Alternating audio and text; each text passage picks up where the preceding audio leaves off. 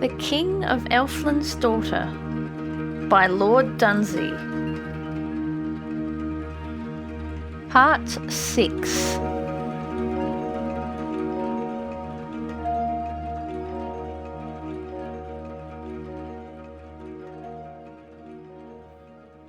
Chapter 12. The Unenchanted Plain. When Elfric understood that he had lost Elfland, it was already evening, and he had been gone 2 days and a night from Earl.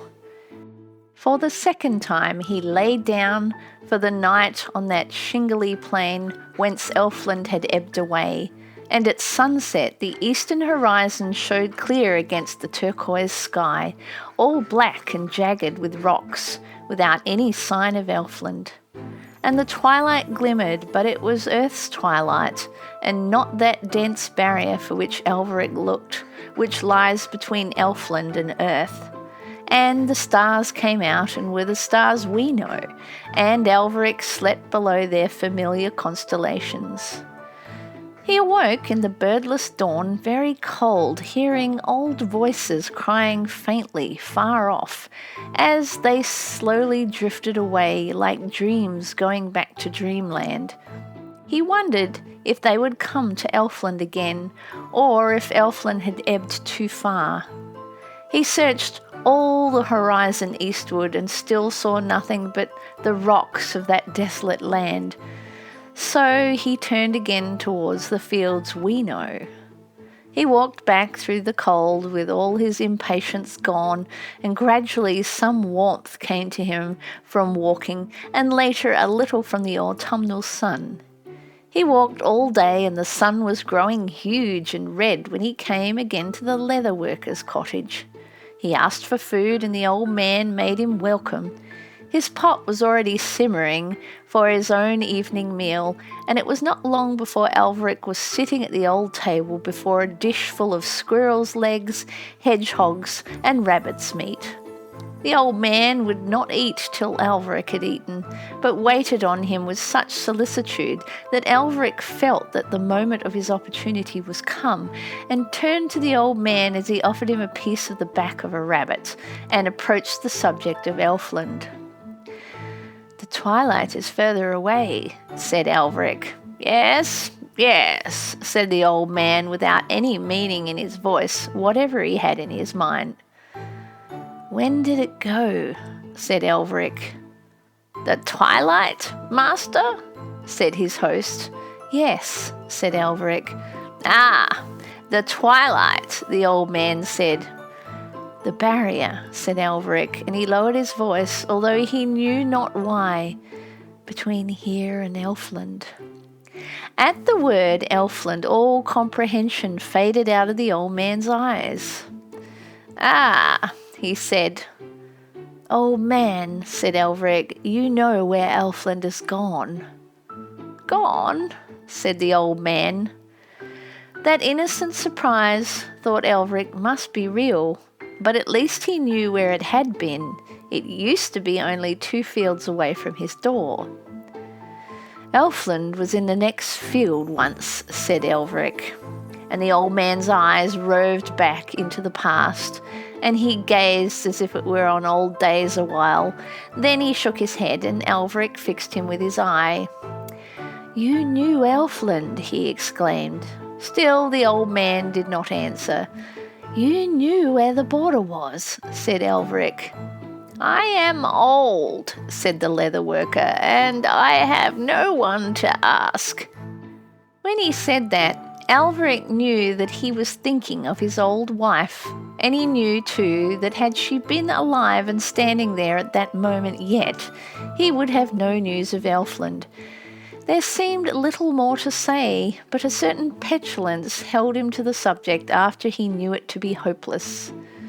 "Who lives to the east of here?" he said.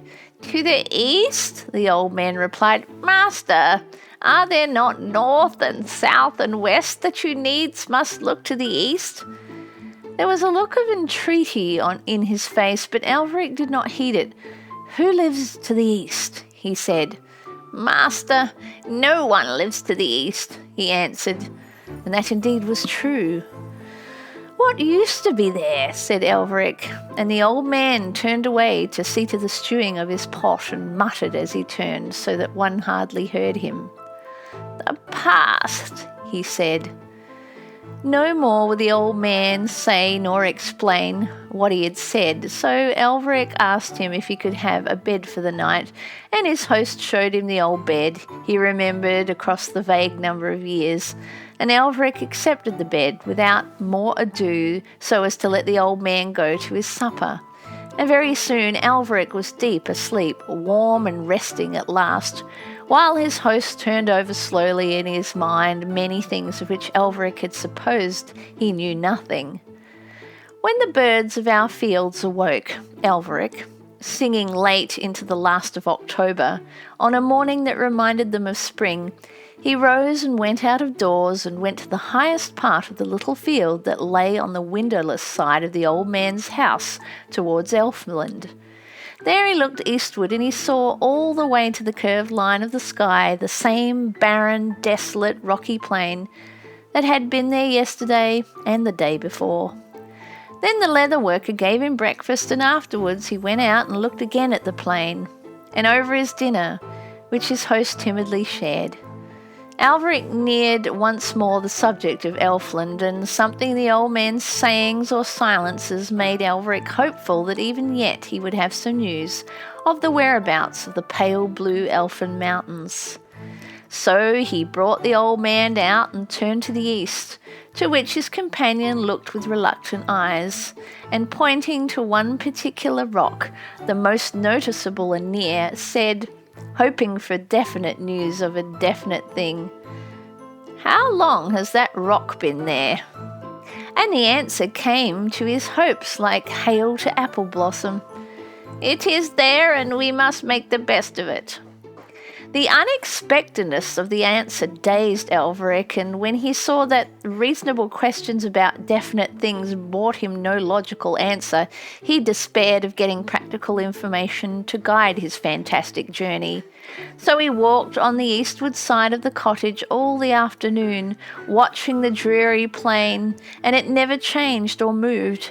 No pale blue mountains appeared, no Elfland came flooding back, and evening came and the rocks glowed dully with low rays of the sun, and darkened when it set, changing with all earth's changes, but with no enchantment of Elfland. Then Elfric decided on a great journey. He returned to the cottage and told the leather worker that he needed to buy much provisions, as much as he could carry, and over supper they planned what he should have, and the old man promised to go next day among the neighbours, telling of all the things he would get from each, and somewhat more if God should prosper his snaring, for Elfric had determined to travel eastward till he found the lost land. And Elfric slept early and slept long, till the last of his fatigue was gone, which came from his pursuit of Elfland. The old man woke him as he came back from his snaring, and the creatures that he had snared the old man put into his pot and hung it over his fire, while Elfric ate his breakfast.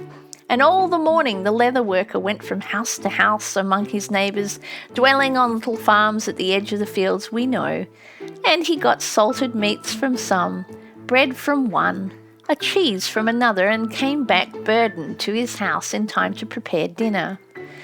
And all the provender that burdened the old man, Elfric shouldered in a sack, and some he put in his wallet, and he filled his water bottle, and 2 more beside that his host had made from large skins. For he had seen no streams at all in the desolate land, and thus equipped he walked some way from the cottage, and looked again at the land from which Elfland had ebbed. He came back satisfied that he could carry provisions for a fortnight. And in the evening, while the old man prepared pieces of squirrel's meat, Elfric stood again on the windowless side of the cottage, gazing still across the lonely land, hoping always to see emerge from the clouds that were colouring at sunset those serene pale blue mountains, and seeing never a peak. And the sun set, and that was the last of October. Next morning, Elfric made a good meal in the cottage, then took his heavy burdens of provisions and paid his host and started. The door of the cottage opened towards the west, and the old man cordially saw him away from his door with Godspeed and farewells. But he would not move round his house to watch him going eastward, nor would he speak of that journey. It was as though to him there were only 3 points of the compass. The bright autumnal sun was not yet high when Elfric went from the fields we know to the land that Elfland had left, and that nothing else went near. With his big sack over his shoulder and his sword at his side, the May trees of memory that he had seen were all withered now, and the old songs and voices that had haunted that land were all now faint as sighs, and there seemed to be fewer of them, as though some had already died or had struggled back to Elfland. All that day Elfric travelled with the vigour that awaits at the beginning of the journey, which helped him on, though he was burdened with so much provisions and a big blanket that he wore like a heavy cloak around his shoulders. And he carried beside a bundle of firewood and a stave in his right hand. He was an incongruous figure with his stave and his sack and his sword, but he followed one idea, one inspiration, one hope, and so shared something of the strangeness that all men have who do this. Halting at noon to eat and rest, he went slowly on again and walked till evening. Even then he did not rest as he had intended, for when twilight fell and lay heavy along the eastern sky, he continually rose from his resting and went a little further to see if it might not be that dense, deep twilight that made the frontier of the fields we know, shutting them off from Elfland. But it was always earthly twilight until the stars came out, and they were all the familiar stars that looked on earth.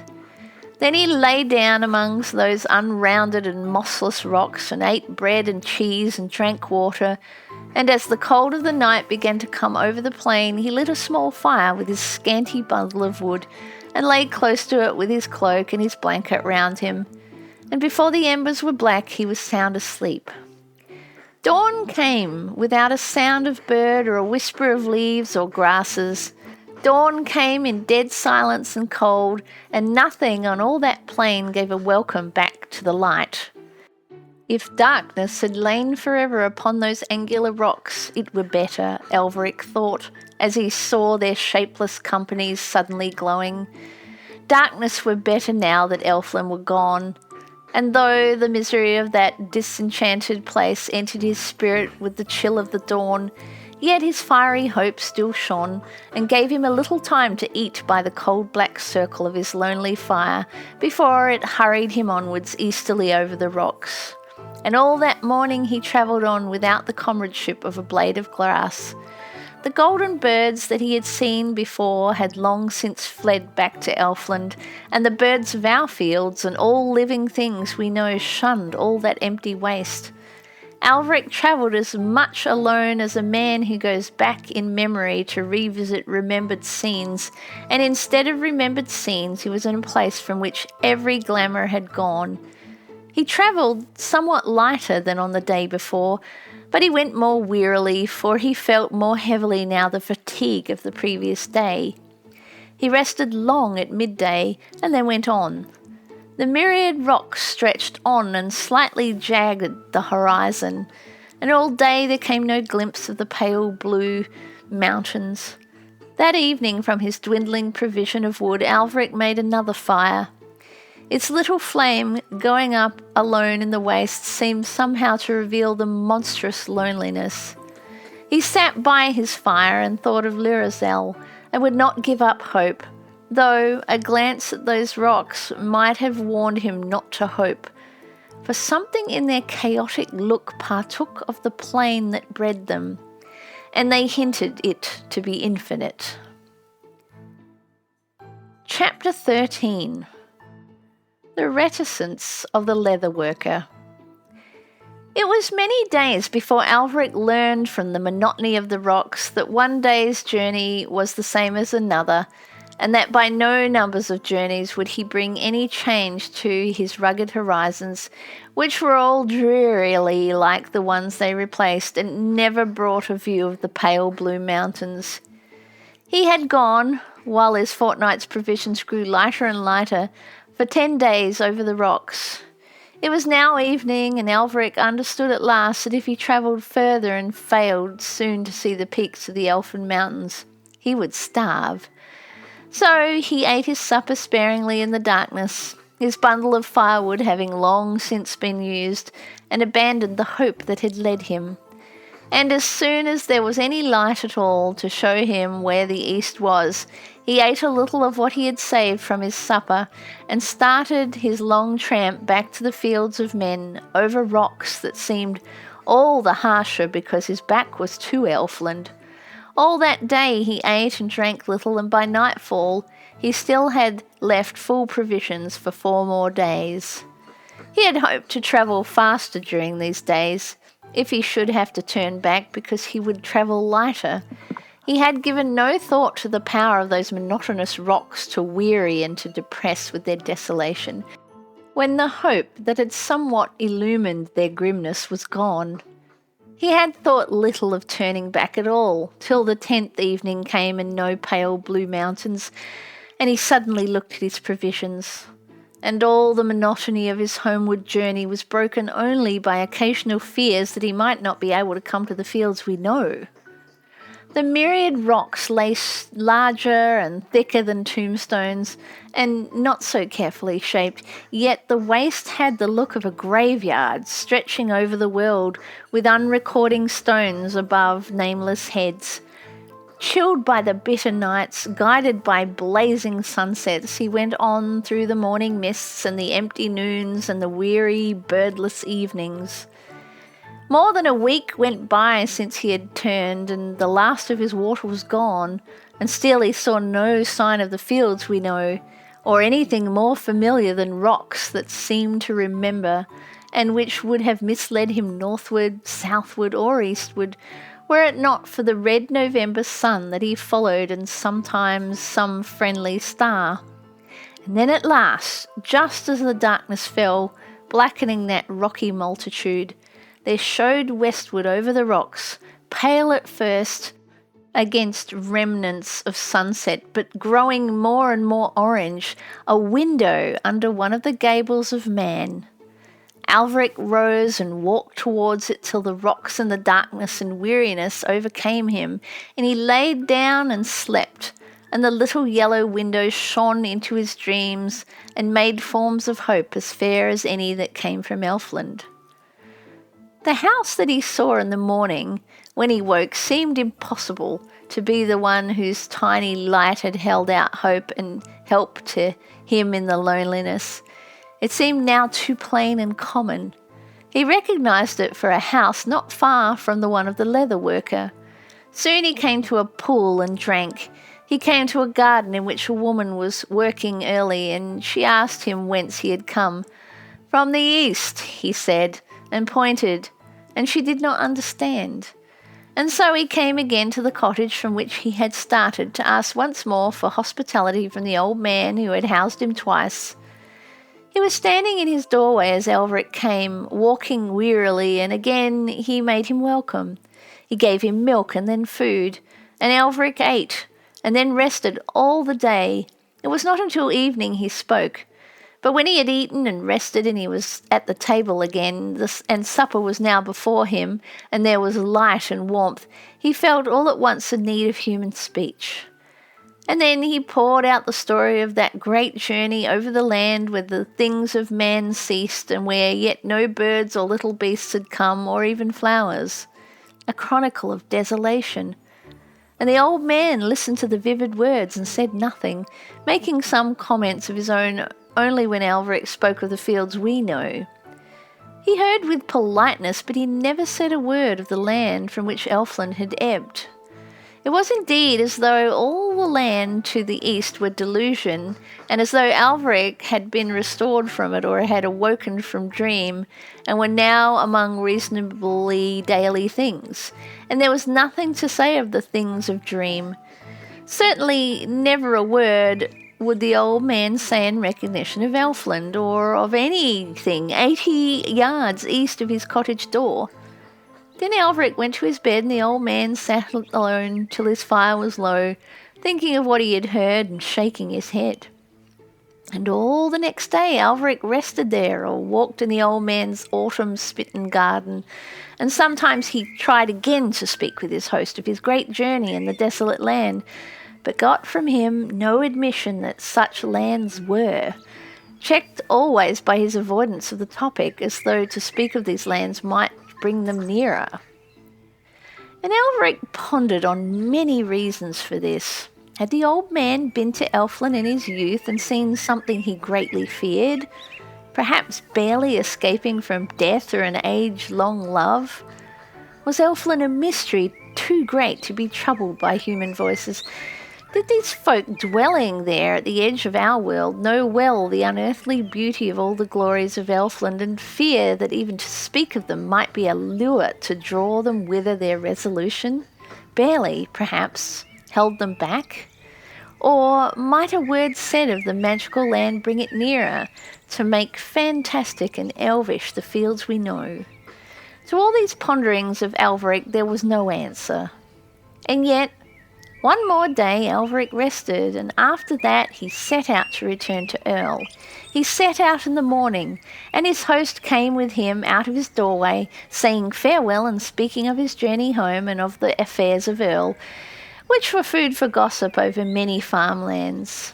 And great was the contrast between the good man's approval that he showed for thus the fields we know, over which Alveric journeyed now, and his disapproval for those other lands, whither Alveric's hopes still returned.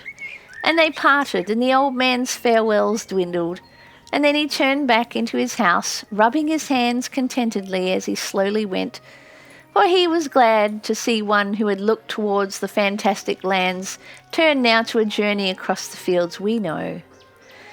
In those fields the frost was master, and Alveric walked over the crisp grey grass and breathed the clear fresh air, thinking little of his home or of his son, but planning how even yet he might come to Elfland, for he thought that further north there might be a way, coming round perhaps behind the blue pale mountains. That Elfland had ebbed too far for him to overtake it, there he felt despairingly sure, but scarcely believed it had gone along with the entire frontier of twilight where Elfland touches earth, as far as a poet has sung. Further north he might find the frontier unmoved, lying sleepy with twilight, and come under the pale blue mountains and see his wife again. Full of these thoughts he went over the misty mellow fields, and full of his dreams and plans about that phantasmal land, he came in the afternoon to the woods that brood above Earl.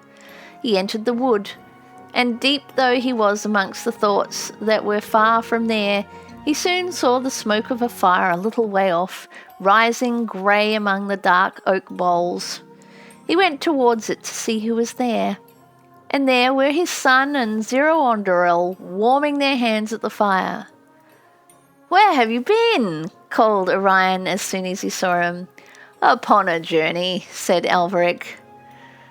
"Off this hunting," Orion said, and he pointed in the direction whence the wind was fanning the smoke, and Zero-Onderel said nothing, for she saw more in Alveric's eyes than any questions of hers would have drawn from his tongue. Then Orion showed him a deerskin on which he was sitting. "Oft shot it," he said.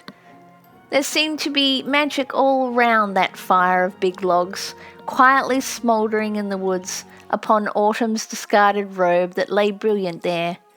And it was not the magic of Elfland, nor had Zero-Onderel called it up with her wand. It was only a magic of the wood's very own. And Alveric stood there for a while, watching the boy and the witch by their fire in the woods, and understanding that the time was come where he must tell Orion things that were not clear to himself and that were puzzling him even now. Yet he did not speak of them, but saying something of the affairs of Earl, turned and walked on towards the castle, while Zero-Onderel and the boy came back later with Oth. And Alveric commanded his supper when he came to his gateway, and he ate it alone in the great hall that there was in the castle of Earl. And all the while he was pondering words to say.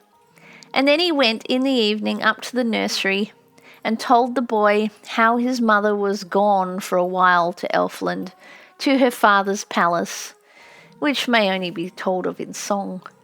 And unheeding any words of Orion then, he held on with the brief tale that he had come to tell, and told how Elfland was gone. "But that cannot be," said Orion, "for I hear the horns of Elfland every day." "You can hear them?" Elfric said. And the boy replied, "I hear them blowing at evening." End of Part 6. If you have been enjoying this audiobook, please take the time to subscribe. It would really help the station. If you could also like or leave a comment or share this station with other friends, that would be great. Thank you.